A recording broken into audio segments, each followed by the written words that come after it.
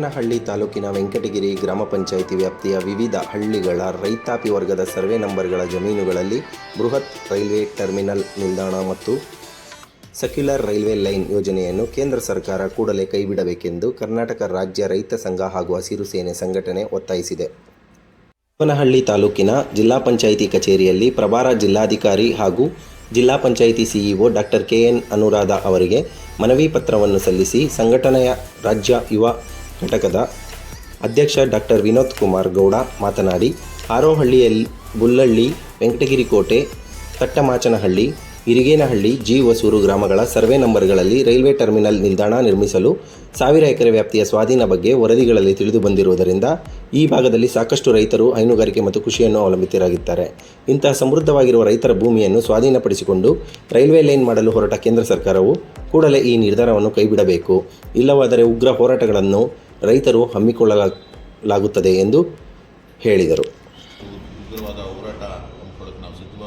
ಈ ಕೂಡಲೇ ಏನು ರೂಪಿಸ್ಕೊಂತ ಟರ್ಮಿನಲ್ ಆಗಿರ್ಬೋದು, ಸರಿ ರಿಂಗ್ ಆಗಿರ್ಬೋದು, ರಿಂಗ್ ರೈಲ್ವೆ ರಸ್ತೆ ಆಗಿರ್ಬೋದು, ಬೆಂಗಳೂರು ರಿಂಗ್ ರೈಲ್ವೆ ರಸ್ತೆ ಆಗಿರ್ಬೋದು, ಈ ಕೂಡಲೇ ಕೈ ಬಿಡಬೇಕು ಅಂತೇಳಿ ನಾವು ಇವತ್ತು ಕರ್ನಾಟಕ ರಾಜ್ಯ ರೈತ ಸಂಘ ರೈತರ ಪರ ನಿಂತ್ಕೊಂಡಿರುತ್ತೆ, ರೈತರ ಪರ ಇರುತ್ತೆ. ಈ ಕೂಡಲೇ ತಗೊಳ್ಳಿ, ಮುಂದಿನ ದಿನಗಳಲ್ಲಿ ಉಗ್ರವಾದ ಹೋರಾಟ ಮಾಡೋದಕ್ಕೆ ನಾವು ಸಿದ್ಧವಾಗಿರ್ತೀವಿ ಅಂತೇಳಿ ಕೇಂದ್ರದ ಒಂದು ಇದು ಯೋಜನೆ.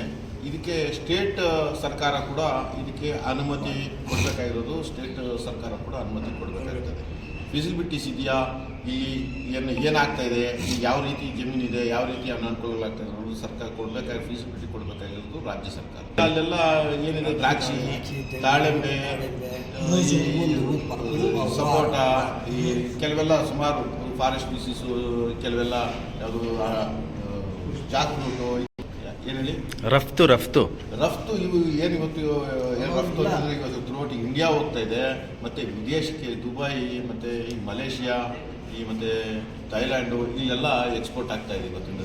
ಅಲ್ಲಿ ಇರ್ತಕ್ಕಂಥ ರೈತರಿಗೆ ಏನು 1000 ಎಕರೆ ಏನಿದೆ, ರೈತರು 1000 ಎಕರೆ ಏನು ಬೆಳೆಯುವಂಥ ರೈತರೆಲ್ಲ ಬೀದಿ ಪಾಲಾಗ್ತಾರೆ. 1000 ಎಕರೆಯಲ್ಲಿ ಏನು ಬೆಳೆ ಏನು ಬೆಳೀತಾ ಇದ್ದು ಇವತ್ತಿನ ದಿವಸ ರಫ್ತಾಗ್ತಿದೆ, ದ್ರಾಕ್ಷಿ ಮತ್ತು ಪ್ರತಿಯೊಂದು ತರಕಾರಿ ಮತ್ತೊಂದೆಲ್ಲ ಏನಿದೆ ಅದು ಸಂಪೂರ್ಣವಾಗಿ ನಿಲ್ಲತ್ತೆ.